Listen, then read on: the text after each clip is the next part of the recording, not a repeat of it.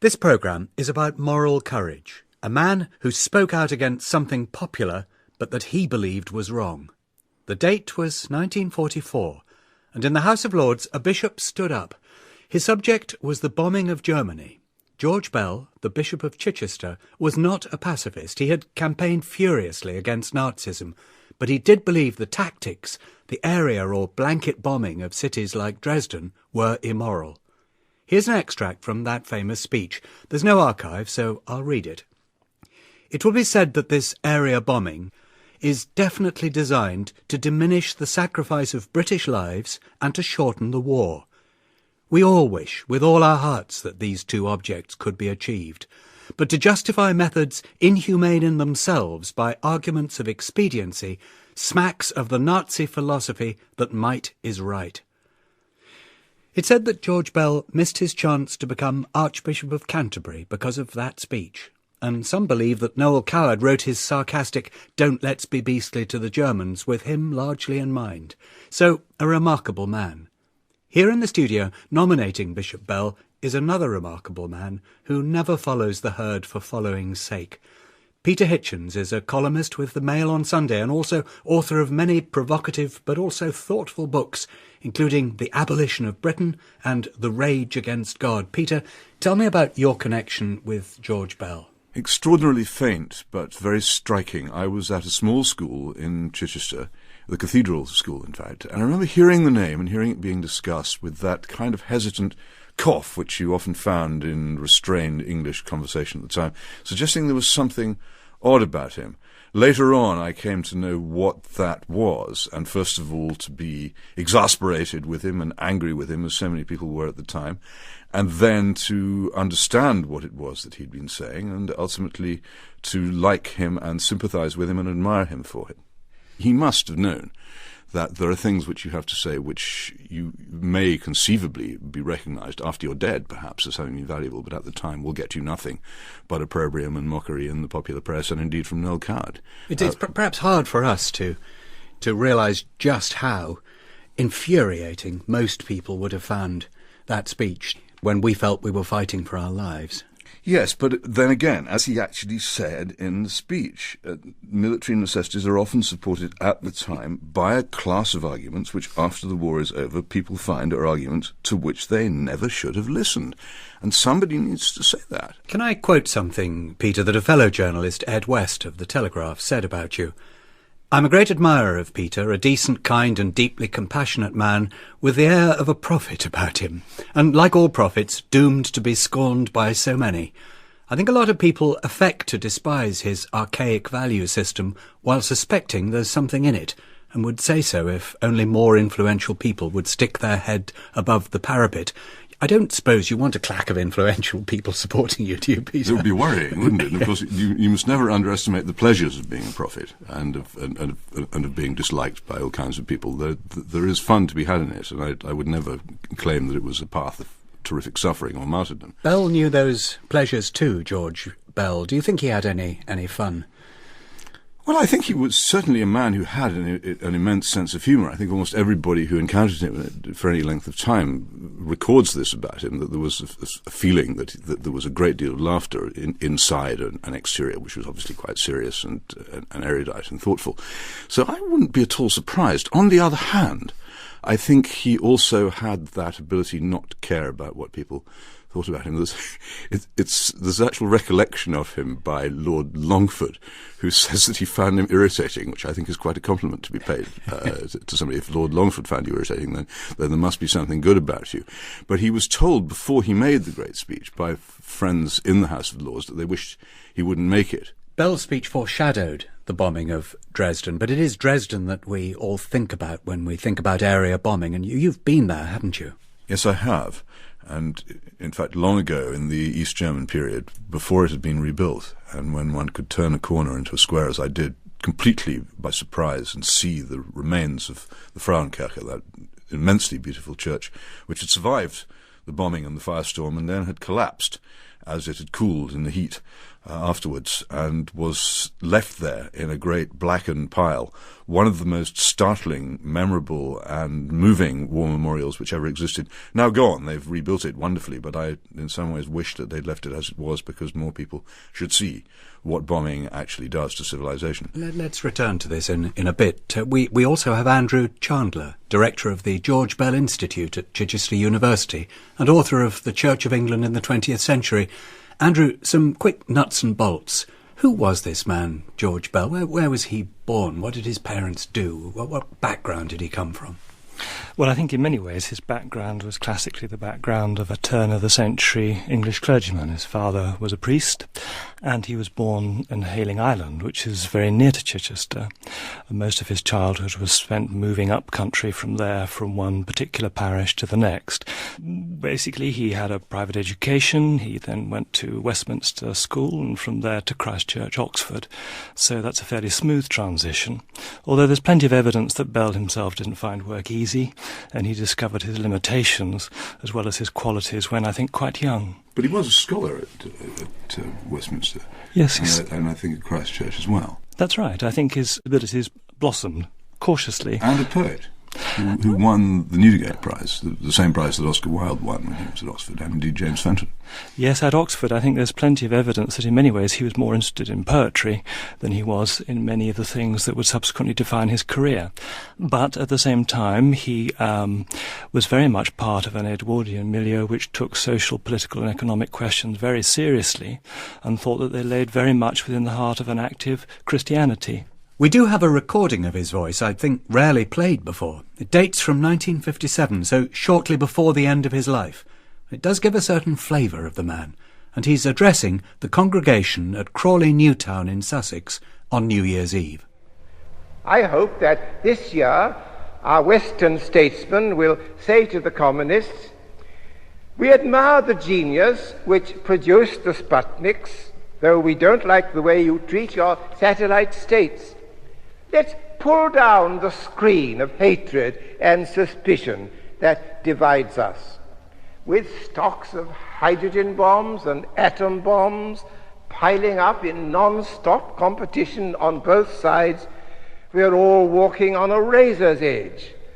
Sooner or later, we have got to live together if we are to survive. It is either coexistence or co-extinction." Never mind the content there, Peter. What about the delivery? Does that sound as you would have expected him? It does. It sounds rather Edwardian to me. That lost voice and tone of the world before 1914. But I think in some ways the importance is that this was a sermon in front of a congregation. Yes. I don't think I've heard anything like that in a church for 20 years plus, and I think that it's important, therefore, that we don't take too much for granted in Bell's Christianity. It was of a particular kind, of a particular age. This is not rhetoric. He's not on a public platform. He's in a pulpit. We also have this description of Bell at the time he first became Bishop of Chichester by a young man, Martin Brown, who was studying theology. Peter, perhaps you'd read it. The man who opened the door surprised me. He seemed incredibly young. He was 47 at that time, which is young for a bishop, but this was a kind of youthfulness which had nothing to do with years, and which never left him. His slightly protruding eyes seemed always ready to laugh, and behind a slight primness in the mouth lurked a glee which I can only call boyish.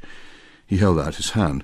Another surprise. The handshake was very soft, so gentle that one expected it to be flabby. Then one felt under it the pressure that denoted his secret strength and his tremendous warmth of heart. We heard the hatred of war developing in that sermon. Another theme of his life was ecumenism, which means, I suppose, bringing all the strands of the Christian church together. Yes, I think it's very important to recognise that as far as Bell was concerned, the divisions of the churches were scandalous. And again, it was very much a part of a particular generation that there was, in what became known as the ecumenical movement, an opportunity to bring things back together.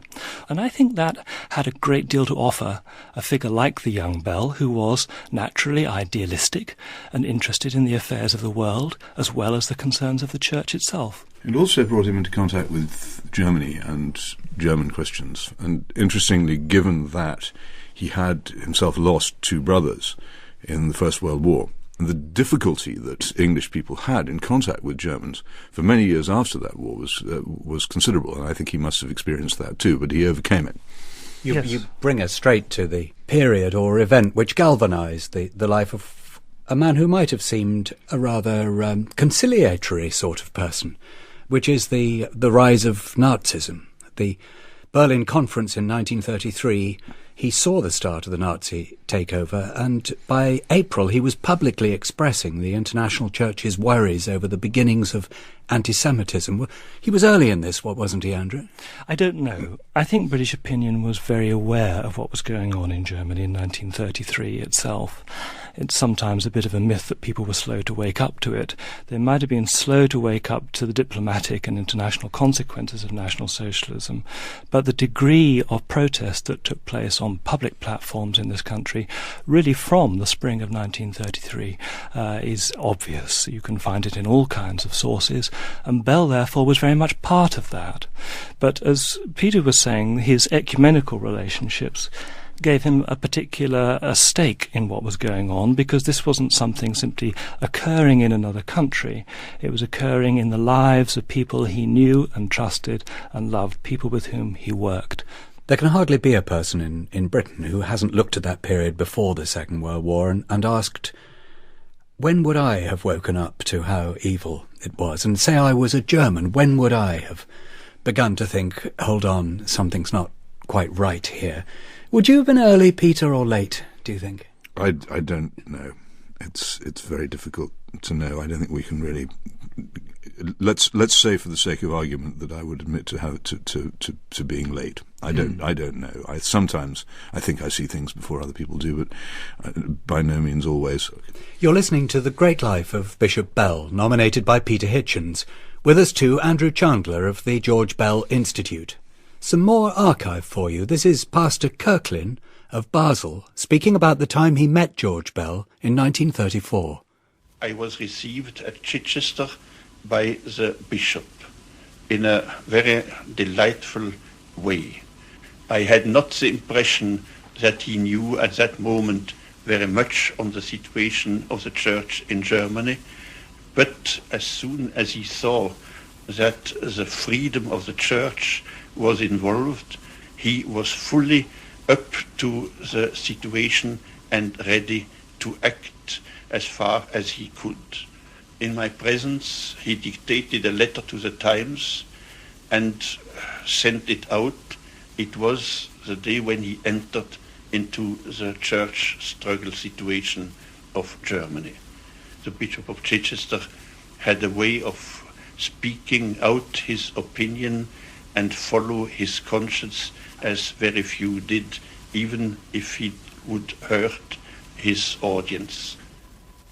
We'll come to the bombing in a little while, but there's something that's important to note here, that George Bell has got to know Germany and Germans. He's got to know Dietrich Bonhoeffer, subject of another Great Lives programme some time ago, and is in his own mind very clear about the distinction between Nazism and Germans, and doesn't think that all Germans are Nazis, and is finding people in Germany to support and to help and to have a fellow feeling with. Very much so. And when, during the war, Van Sittert, the Foreign Office Mandarin, who took very much the view that all Germans were Nazis and that Germany should be, as it were, collectively punished for the existence of Hitler, Bell was his principal opponent, and Van Sittert was very much angered by it. April 1941. It is barbarous to make unarmed women and children the deliberate object of attack. If Europe is civilized at all, what can excuse the bombing of towns by night and the terrorizing of non-combatants who work by day and cannot sleep when darkness comes? What, Andrew, do you think he wanted the government to do? I think the crucial word in that quotation is really civilization. As far as he was concerned, it was civilization that was at stake. This was not a war between nations. He characterized it as a war between ideologies, which was a bit of newfangled jargon from the 30s, but one which was very recognizable to many people. This was a war of ideas, even of faiths. And in such a situation, there could be good Germans and difficult Germans and bad Germans, and you couldn't generalize too confidently. What you could be sure about was that they were caught within the construction of a totalitarian state, which did not allow them the freedom to express themselves. And that, I think, is what he's identifying there. This is about civilization. And if that is the nature of the cause, then it must be fought within the terms established by international law. And Bell was a committed internationalist. There is another side to this argument, though, and it was put in Archbishop Lang's response to that letter. 1. I do not think that Hitler and company are in the least likely to respond to such a suggestion. That was the suggestion that bombing be stopped at night. 2, if they did, could their word be trusted? 3, the mere making of such a request to the German government would almost certainly be regarded by them as indicating that their attacks on this country have been effective and that the government of this country was afraid of them.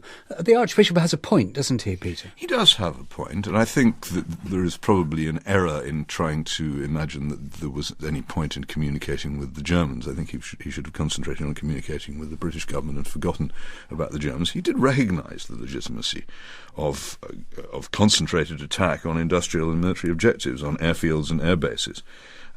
He didn't reject the possibility that one could bomb, nor did he, as anyone who understands modern warfare, pretend that you could do that without accidentally killing innocent people. What he objected to was the deliberate attack on innocent people. And he also did make a point, which I think is very important, that the principal targets of this bombing, particularly in Hamburg, were the German working classes who had voted and continued to vote against Hitler even after the brown shirt terror had been released in 1933 onto the streets, and who couldn't conceivably be called responsible for the Hitler government. But they were the ones who were most directly and savagely affected. If you bomb the industrial working class areas of cities, those are the people you'll hit. These arguments do have their equivalents in our own day. For instance, those terrorists who simply want to take the lives of innocent bystanders, so to speak, are doing exactly what George Bell spoke out against. And equally, I mean, the drone attacks. Well, I don't know about exactly, and there's always this complication. As soon as one gets into an argument about a total war, one gets tangled up in the nature of the enemy, the nature of the warfare that he has unleashed against you. I think it's far too simple to say that there's an equivalence between what we did and terrorist bombing, and I would reject that. I don't think George Bell would have stated it either, and one of the things he was very, very careful to do was to exempt entirely from his criticism the air crews, who he said were simply doing what they had been instructed to do by their legitimate commanders and had no part in what he condemned. It is interesting, however, that there had been a very powerful private argument in the British governing class about whether this policy was wise, mainly between Tizard and Lindemann, but basically on the grounds of practicality. Later on, there were further arguments about practicality, where Arthur Harris, who was in charge of the bombing, was told repeatedly that he should divert his attacks away from civilian targets onto the military targets in preparation for D-Day. He was unwilling to do so, but when he did so, they turned out to be much more militarily effective than what he had been doing up till then. What would Bell say about our own day? Would he have views on the use of drones, for instance? I would imagine so. I think he would have inconvenient views. I think quite possibly I'd find myself disagreeing with him if he were alive today. I think it's very, very likely in the nature of this kind of person that if he is alive at the time that you're alive, the chances are you'll be angered by him because he will actually be nagging at doubts which you yourself are suppressing. I just can't help seeing the other side of this issue. If as a nation you feel that your whole existence is at stake, that everything that you believe in and many that you know and love is going to be destroyed and killed, that it's absolutely do or die, it's very hard, isn't it, not to see the enemy as the enemy and think that's what the Germans are. It's all the Germans. You start distinguishing between Germans and Germans. Must have been really difficult in the Second World War. He did take a lot of military advice, particularly from Little Hart, on what he was saying. He was careful not just to speak out of thin air. He understood that this bombing was not necessarily as militarily effective as was being claimed. And I happen to think that the subsequent examination of the bombing campaign by historians, particularly Max Hastings in Bomber Command and A.C. Grayling in Among the Dead Cities, suggests that he was more or less correct about that. Yes, the practical argument is very strong, and the practical argument that this indiscriminate bombing actually doesn't help the cause is immensely strong and has become stronger, as you say, with evidence that we now have. But he didn't really major on the practical argument. He majored on the moral argument that it was wrong in itself. I'm not sure if it is wrong in itself. Morals have to be practical. There's no point in producing morals which can't conceivably be implemented. Let's hear another extract from that famous speech that he made in the Lords in 1944, condemning area bombing. It comes near the end. If we wish to shorten the war, as we must, then let the government speak a word of hope and encouragement, both to the tortured millions of Europe and to those enemies of Hitler to whom in 1939 Mr. Churchill referred as millions who stand aloof from the seething mass of criminality and corruption constituted by the Nazi war machine. Why is there this blindness to the psychological side? Why is there this inability to reckon with the moral and spiritual facts? Why is there this forgetfulness of the ideals by which our cause is inspired? How can the War Cabinet fail to see that this progressive devastation of cities is threatening the roots of civilization? How can they be blind to the harvest of even fiercer warring and desolation, even in this country, to which the present destruction will inevitably lead when the members of the War Cabinet have long passed to their rest? How can they fail to realise that this is not the way to curb military aggression and end war? This is an extraordinarily solemn moment. What we do in war, which, after all, lasts a comparatively short time, affects the whole character of peace. I must say, reading that, Peter, I understand what you see in the man. Yes, and I think that final passage, what we do in war affects the whole character of peace, is very important. I think a nation can corrupt itself by abandoning its morals during war and make it very difficult for it to return to them afterwards. I think wars do tremendous moral damage to nations. The First World War, in which the Church was largely a cheerleader for war and silent in protest against it, when in my view it should have been powerful in constant argument against it, was probably what did most to destroy the Christian religion in this country.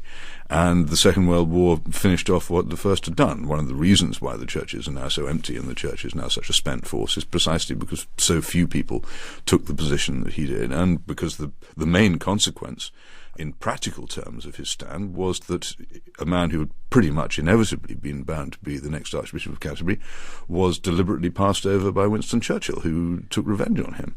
Your readers, most of them, in the Mail on Sunday, would probably take Mr. Churchill's side. Well, many of them would, though I keep on arguing with them, and I hope eventually to bring them round. We have correspondences in some cases. Are you good at bringing people round? You're jolly good at creating a stir. I try. I don't. If somebody writes to me about this, they may be surprised to receive in return of post a letter of perhaps 17 or 20 pages explaining why they're wrong. One of the principal arguments that people make when I criticised the wartime bombings is that you weren't there at the time. I said, well, no, I wasn't, but there were people there at the time who said what I say. And it's enormously important to that cause that there were people who said it at the time. And George Bell foremost among them. The effect of that speech, Andrew, I think shocked even Bell. It received a very angry reception on almost all sides in Britain. There were nasty comments, there was a great deal of indignation. And he probably did forfeit his chances of being Archbishop of Canterbury. Well, I don't know that he really thought he had any when he made that speech, because Archbishop Temple was still alive and nobody expected him to die. I suspect that that's a debate that we'll never quite lay to rest. How about in Germany? Because they came to develop a great appreciation of him. Yes, I think Bell's reputation in post-war Germany was very significant indeed on at least three levels. Firstly, his pastoral involvement with refugees out of Germany. Secondly, I think his close identification with what was increasingly called the German resistance against Nazism, which was both a principled and moral stand, but also a very active political involvement.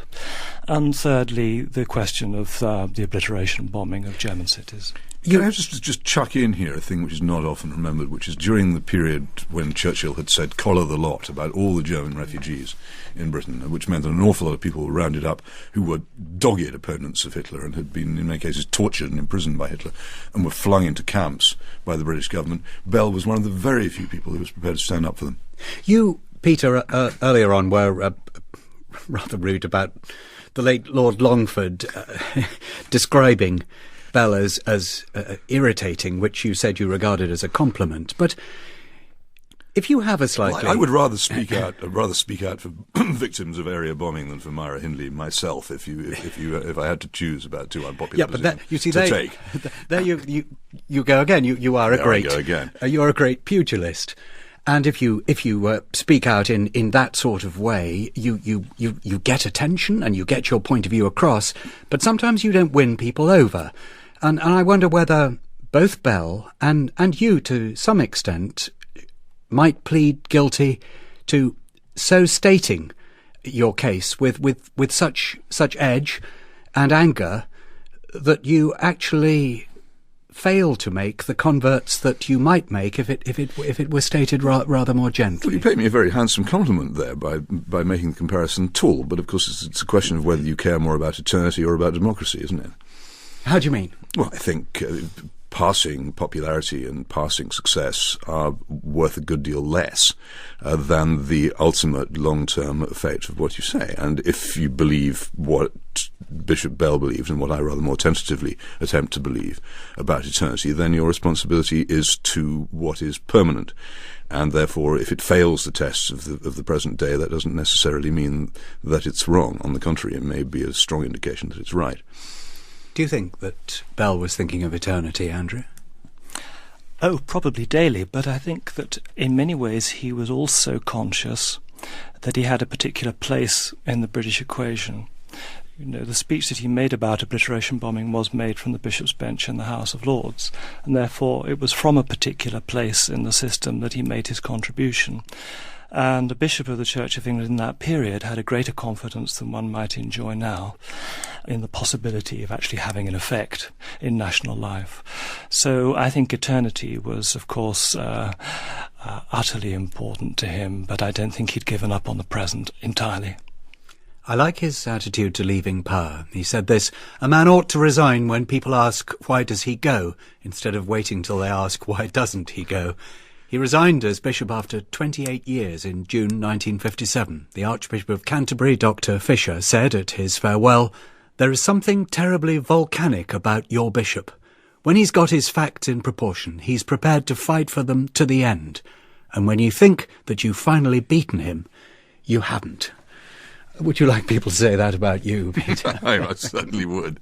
My thanks to Peter Hitchens, who's championed the great life of Bishop George Bell, and to our expert witness, Andrew Chandler. Goodbye.